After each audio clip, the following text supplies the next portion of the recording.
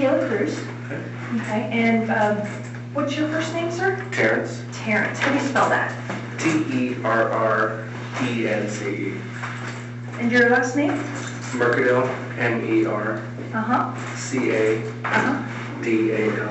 And your badge number? 752.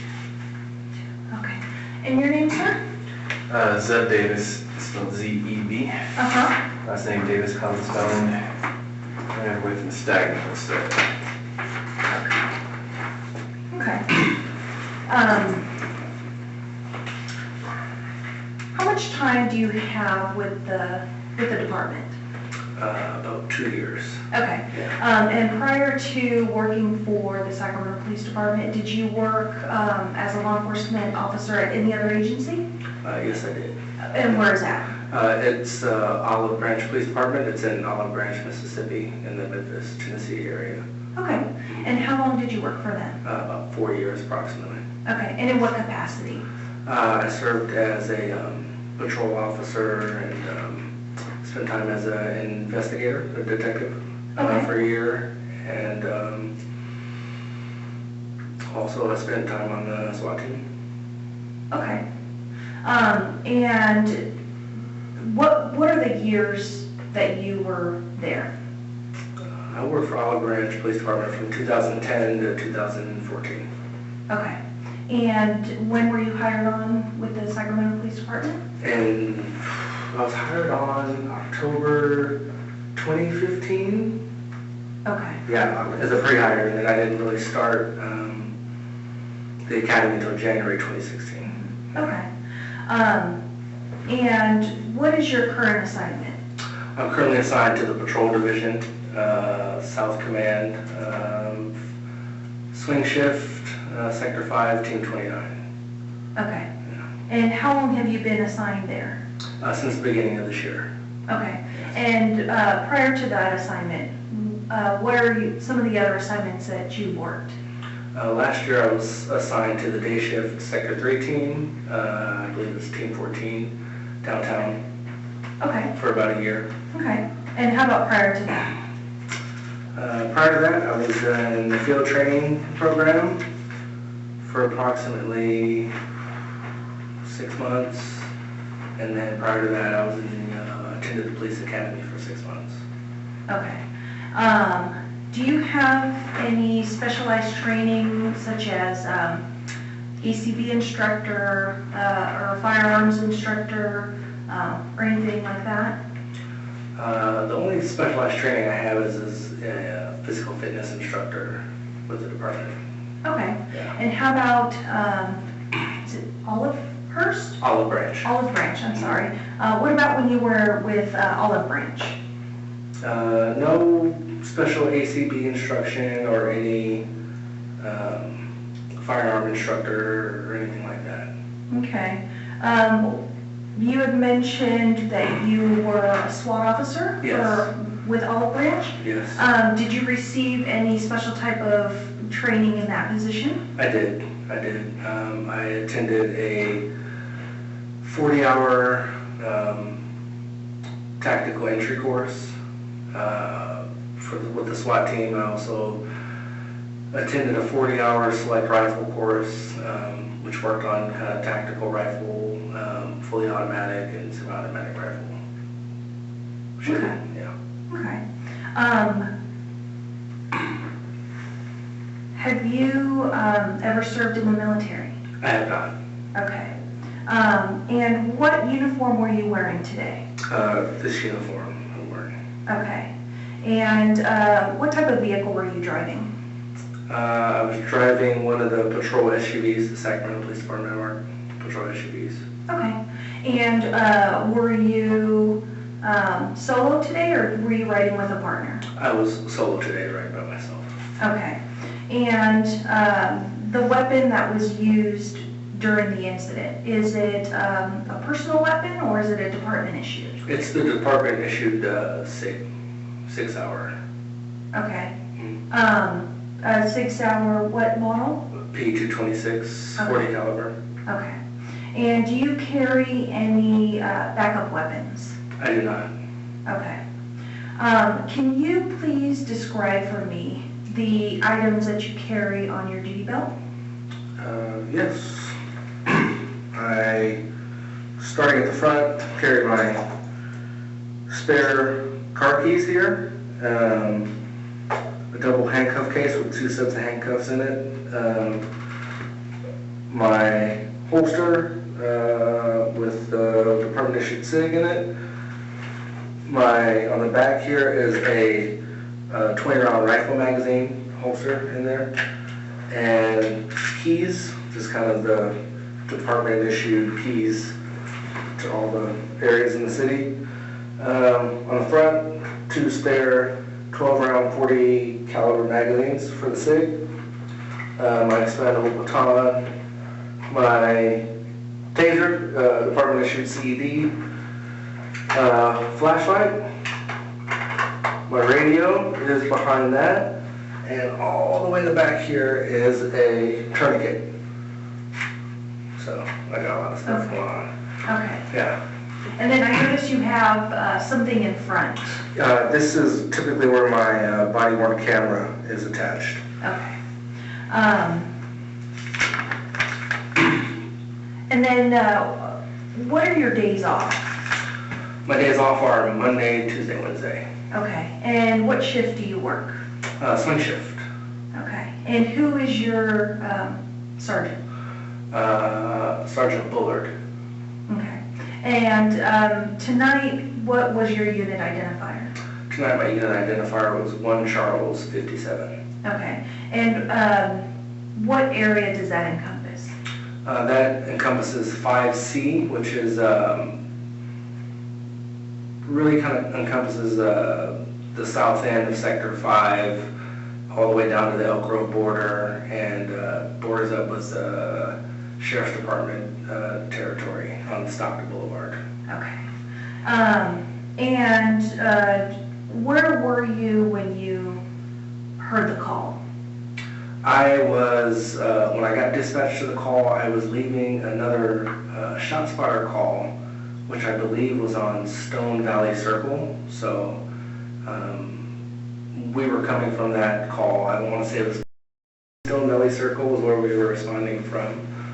Okay. And was the information, was it a call that was sent to your NDT, or was it broadcasted over the radio? The call initially was broadcasted over the radio. It was kind of a code 12, which basically meant that there were no units available to initially respond to the call.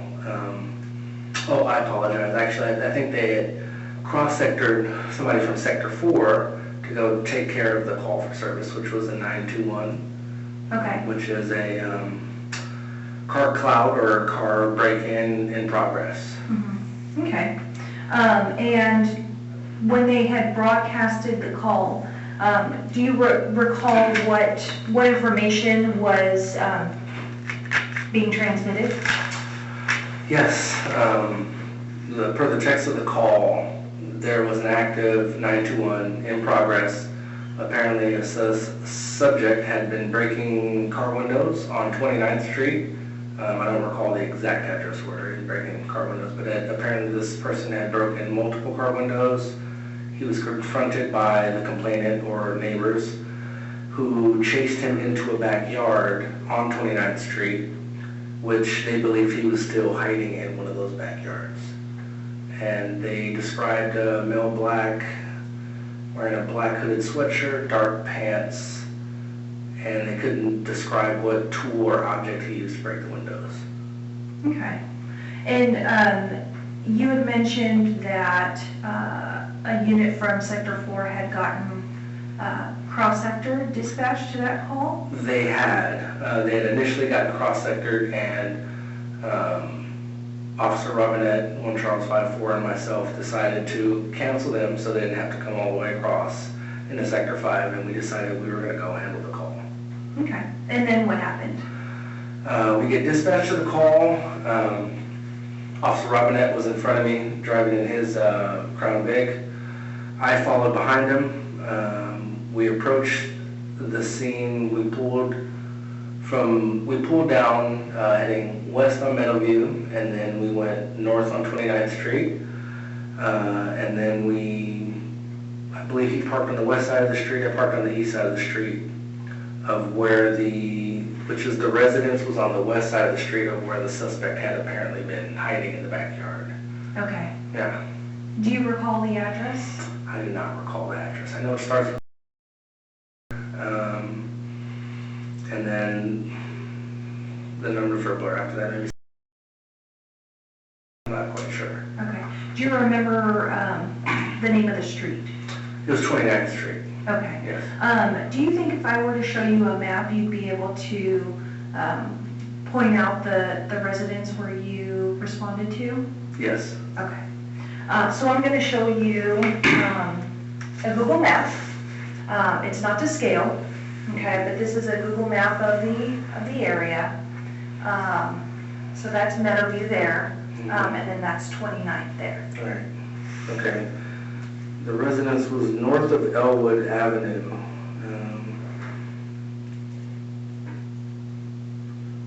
I believe it's going to be this one here with the shed. I remember specifically there's a shed in the corner that I ended up checking.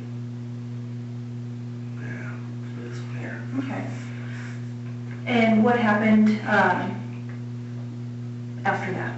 So, as we're arriving on the scene, we were receiving updates from STAR, which is the Sheriff's Department's helicopter, giving us updates about him checking the area, looking for heat signatures, looking for the potential suspect. From what STAR had broadcasted, that he had checked this yard and he did not recognize any heat signatures that he observed to be human. He recognized that there were large canines in the backyard. Officer Robinette and I went and made contact with the resident, the homeowner, and advised her of what was going on and asked if we could check her backyard to ensure that there were no suspects or anybody hiding back there who wasn't supposed to be there. She allowed us access. She put her dogs into the garage, and Officer Robinette and I went back through the backyard, through the south end of the residence, through a side fence.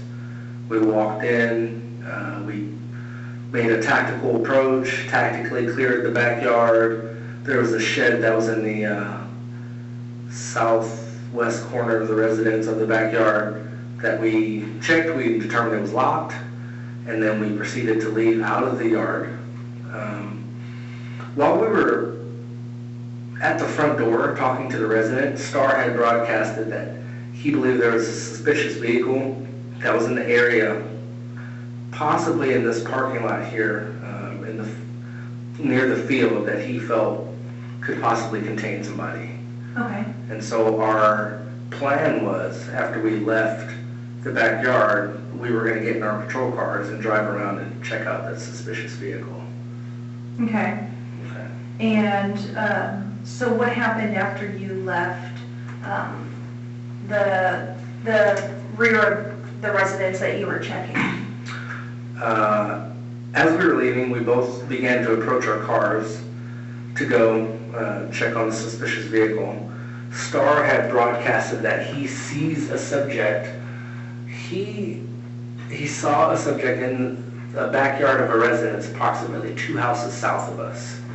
So Jared and I both came out on the street, and we're trying to take a look and see what area he was referring to. I remember we both were slowly kind of walking and approaching, trying to determine, what house he was talking about, see if we saw anybody on the street, really just trying to get our bearings. And Starr broadcasted that the suspect, or the subject, he gave us the address, was in the backyard of. He said he saw the subject, looks like he was attempting to break into another car. He couldn't see what the subject was using to break into the car. He couldn't see what was in his hands. And he was giving us, kind of directing us exactly where to go. We began to make an approach. Starr advised the subject was running south and sounded like he was jumping fences. He said he looks like he's running south, jumping fences. So Robinette and I began running south on 29th Street, attempting to parallel him and potentially cut him off. As Starr began to give a description of the house that the subject was at, he said, in the backyard. And then he began describing that there was a series or a set of cars that was along the north side of the residence that it looked like the subject was breaking into. I believe it might have been right here.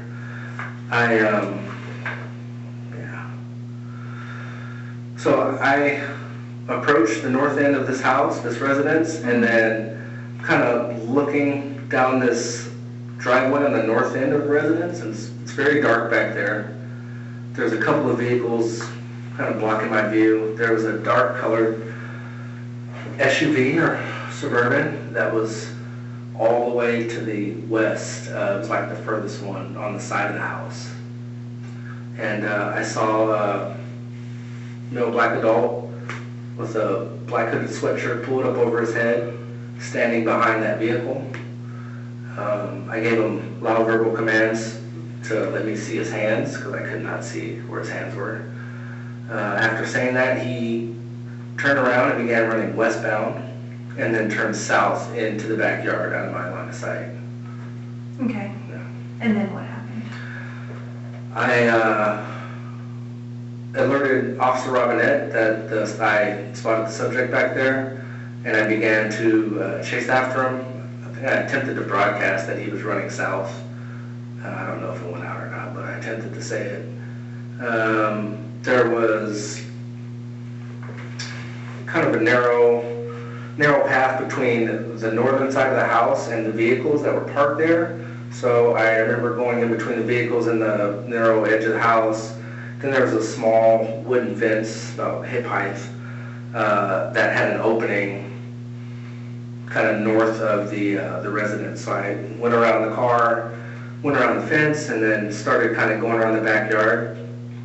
I had lost sight of the subject, so I kind of attempted to slow down, and I tried to pie around the corner, or slowly, tactically go around the corner. When I come around the corner of the house, I left cover, and I look, and I see that same subject with his hoodie sweatshirt pulled up, and his arms pointed out, extended like this. At which time I looked, and based on the light coming off of my my tactical light, it appeared, I thought, that he had already shot at me, because I saw what I believed to be a metallic reflection or muzzle flash, something coming at me. So I was scared. I thought that he had shot at me. I think I remember yelling gun, and I ducked back behind the corner of the house for cover. By this time I realized Officer Robinette was there next to me on my left side. And for a second I thought I had to kind of get my bearings and like, did I see what I thought I saw? And I poked my head back out around the corner, way further than I should have put it out there. And I see that the subject is advancing towards us, and I see that same bright, metallic shining of the light in his hands. And I thought he was approaching and shooting at us. And so I remember ducking for cover. I ducked, grabbed cover behind the corner of the house, and then I remember kneeling down on my left knee and returning fire, because I believe we were being fired upon.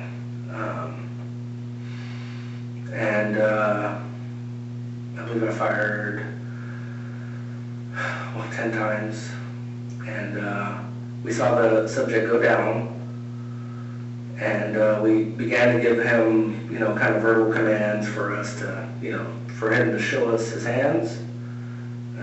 He wasn't moving anymore, but we could only see his right hand. His left hand appeared to be kind of tucked in under his body. So. Okay. And then What happened after that? After that, we're broadcasting the updates. I believe I broadcasted there were shots fired. I said that the subject was down. We were putting out pertinent information as to where we were, how to access us. I believe Star was also directing units in the area to come out. I do remember telling everybody that no officers were hit, we're okay, advising the subject was down, we couldn't see his hands. And then I remember additional officers arrived on scene. I believe it was Officer Taylor and Officer Trujillo arrived on scene, and we kind of stayed behind cover, attempted to give the male more verbal commands. And then I believe that SAM 5, which was Sergeant Morris, arrived, and the decision was made to make a contact team to go apprehend the subject. We all made a tactical approach, and I remember, I think Sergeant Morris, and I'm not sure who else went hands-on. I remember taking out my handcuffs and placing my handcuffs on the subject, bringing him over, and then the decision was made to start doing CPR, life-saving measures. Okay. And do you recall who performed CPR? I believe Officer Taylor began performing CPR. I went to put my gloves on, I went to go get a rescue mask, and then I remember that I recall somebody else saying that they were going back there to take care of it, to get a rescue mask, to begin to assist with CPR. And then walking outside, I see that the fire department and ambulance got there relatively really quick, and then they went to the backyard to start their deal. Okay. I want to go back to when you first arrived on scene. Okay. When you first arrived on scene, did you locate any of the vehicles that had possibly been vandalized? I had.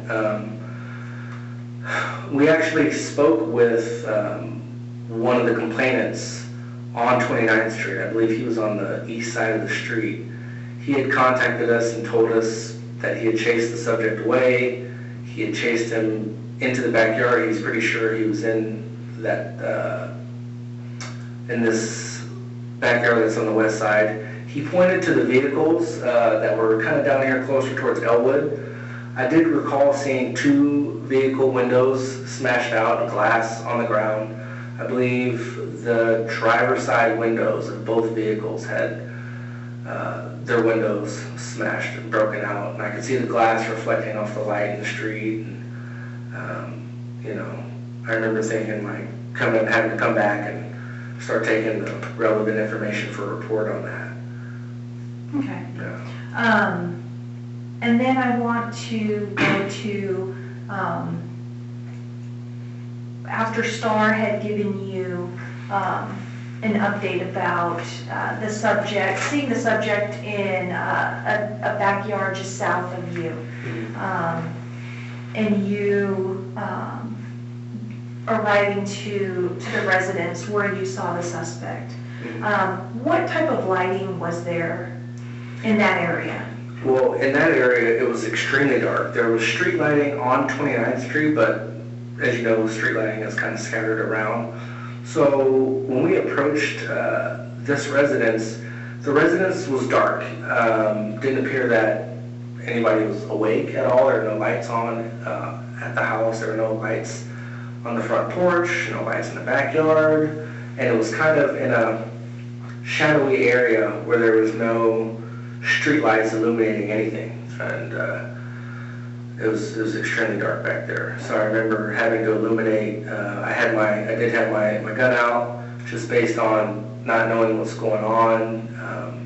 The information I had received from Star that he didn't know what kind of weapon the person had in his hands. And I remember accessing the tack light on my weapon in order to kind of illuminate the area where I was looking. Okay. Did you also use your handheld flashlight? While I was walking on the street, yes, I did. There was a point in time where I had holstered my gun and I brought my flashlight out, my I've used my department issued, the Pelican flashlight, because it's pretty bright. And I had that in my left hand, and I was kind of using that to shine light around so I can kind of see what was going on, see what, Star was talking about. Apparently Star had given us information that the person was running towards the front of the house, and I was like, well, I don't see anybody, I don't know what he's talking about, so. Okay. Yeah. And so, I want to go back to when you're standing at the residence where you see the suspect. Mm-hmm. You had mentioned that you had said something to him. What was it that you had said to him? I had given him verbal commands to show me his hands. Okay. Did you give him any other commands? I remember, once he began running, I remember yelling, stop. And then, let me see your hands, I believe was another phrase I'd used. Okay. Did you ever identify yourself as a police officer?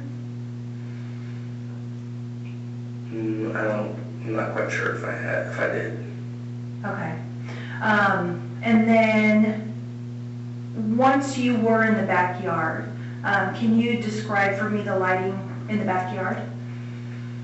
There was no lighting in the backyard, no rear porch, no back porch light, no lighting of any kind from the neighboring residences. All I recall, it was pitch black in the backyard there, and the only light that I was able to use was my tack light on my firearm, and then also in the background I could see Star going around with his overhead light, but his light was in a different area, it wasn't in the backyard where we were.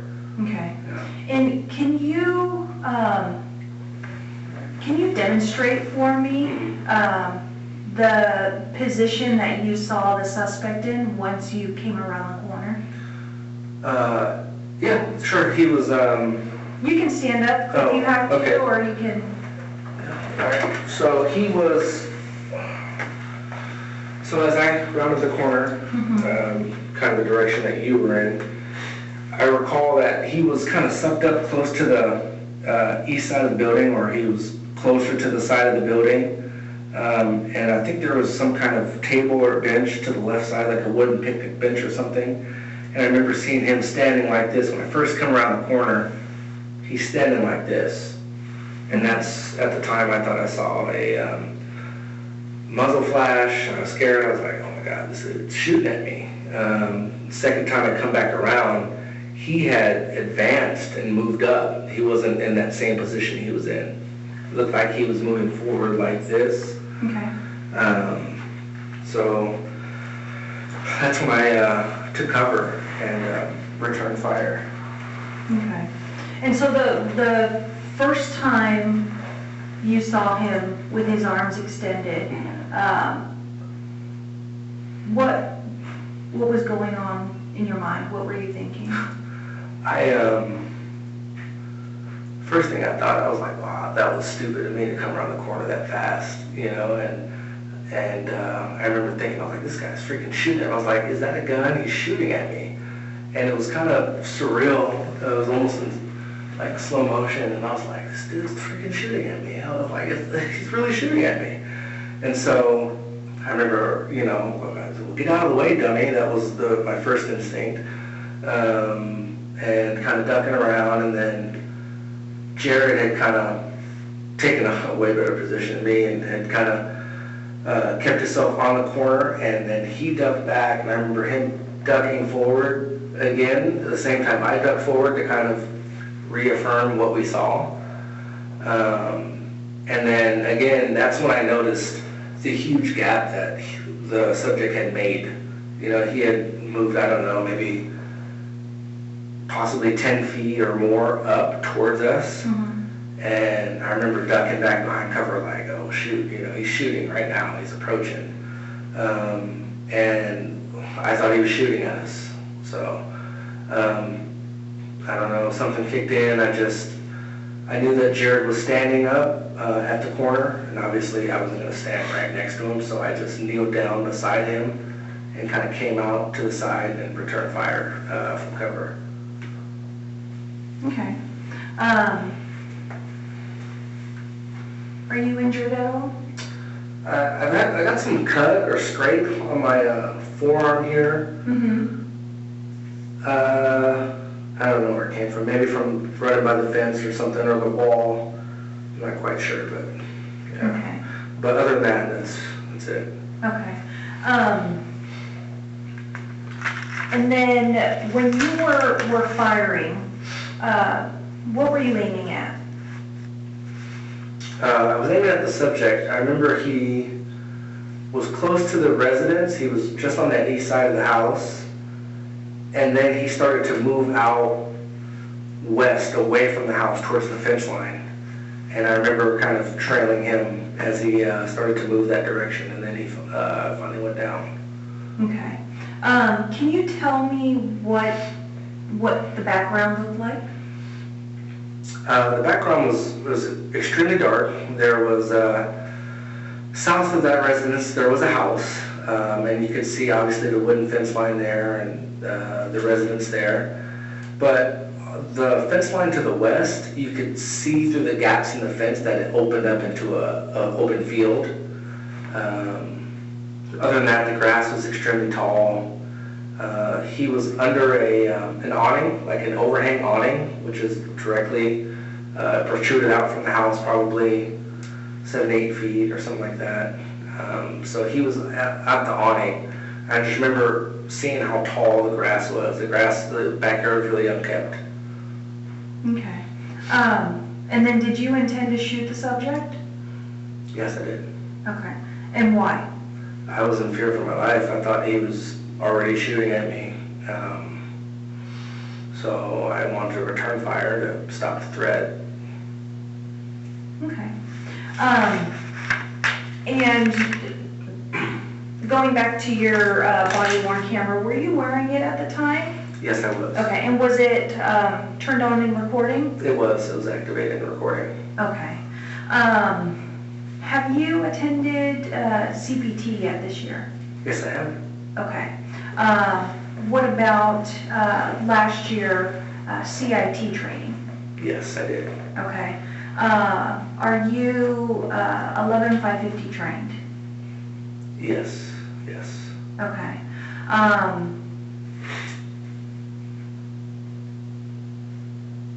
Did this subject exhibit any symptoms that you could have perceived as possibly the subject suffering from mental health issues? I was unable to determine any of that. It was extremely dark. When I initially gave him a command to show me his hands, he attempted to run and flee from me. I never heard him say a word or anything, nor did I even get a good look at his face to see, his mental status or if he's under the influence or anything. Everything moved really fast. Okay.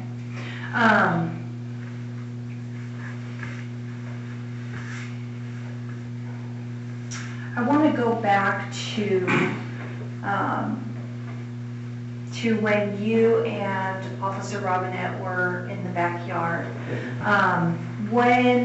When the subject was down on the ground, was there any type of conversation between you and Officer Robinette pertaining to after force care? After the subject was detained, we did talk about medical aid. But when it was just Officer Robinette and I, Yes. when it was just Officer Robinette and I, we stayed behind cover. Directly after the firing, I remember after we put out our permanent radio traffic, Officer Robinette advised me that he would cover downrange for me while I performed a tactical reload, which I did. I performed a tactical reload to make sure I had adequate ammunition in case the gunfight continued.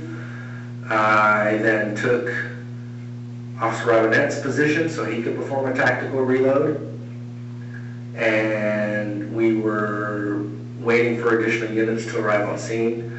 I don't recall Officer Robinette and I talking about aftercare for him at that time until after we had formed a contact team to talk about getting help.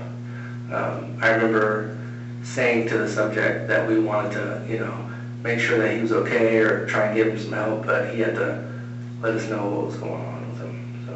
Okay. And did he respond to any of those questions? He did not. Okay.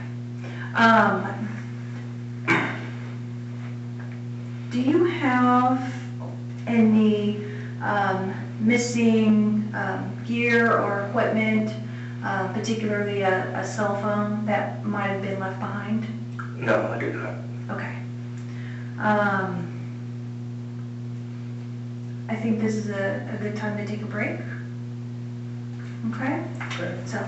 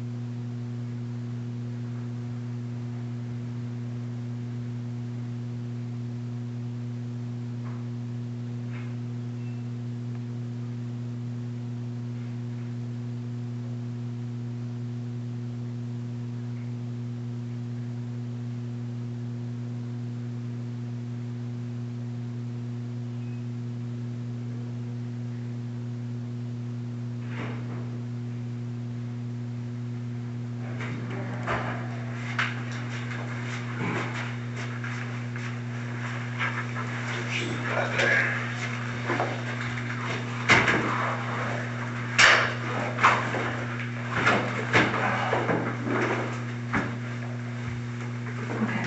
I want to go back to when you're arriving on scene. So you're on scene for this 921 for this car burglary, and Star is giving you several updates. Yes. At any point, did Star give you an update indicating that the subject's behavior had changed? Yes. From initially, and this is all in a matter of less than a minute, we're getting these updates. Star had advised that he spotted the subject in a backyard, 2 houses south of us, which is the primary residence we were at. We checked, that backyard was clear. He said 2 houses south of us. As we began to kind of jog up to where he was talking about, I heard the update from Star that the subjects started running, so his behavior had changed. He started running south, and so we're thinking, you know, he's running from yard to yard, he's going different directions. I remember there was a point when Star had advised that the subject was attempting to break into another car, and there was something in his hands. He couldn't see what was in his hands. I remember that pretty clearly because I was like, all right, well, what does he have? You know, is it a lead pipe? Is it a, you know, is it a gun? Is it like, what is he breaking car windows with? You know, I don't know what he's breaking car windows with. So I remember hearing that behavior, and then Star advised he's trying to get into another car, and that's when Star gave the direction of what house he was at. The north side of the house, there's some cars that were in the kind of driveway, alleyway leading up to the north side of the house. And I remember looking and then looking deep back into the backyard west and seeing him behind a car, just the top half of his body. And then from there, that was as far as the behavior changes I saw, and then he takes off running. So. Okay. Prior to Star broadcasting that the subject was running south, had Star mentioned what the suspect may have been doing in the backyard? I believe Star had said the subject he said he's got a subject. He said, I've got somebody in the backyard. Said he looks like he was looking around or snooping around. That's kind of all I really remember. Okay. Yeah. Okay. And then when you first arrived on scene, do you remember the update that Star had given you? Yeah, I remember Star had given an update that he initially had checked the area, and initially had checked the house that we were, the primary call for service that we were at that residence, and he didn't see any heat signatures there. And he began kind of having a wider circling pattern. I remember seeing that. And he was looking for, you know, anybody hiding in backyards, and initially he didn't see anything. He broadcasted he saw that suspicious vehicle in the field to the west. That might be worth taking a look at. And those were kind of the updates we heard until after we cleared that yard and we come back out and tell them, hey, we're going to go look at that car. That's when Star said, hey, I actually have somebody, you know, in the backyard 2 houses down from you, south of you, so. Okay. Yeah.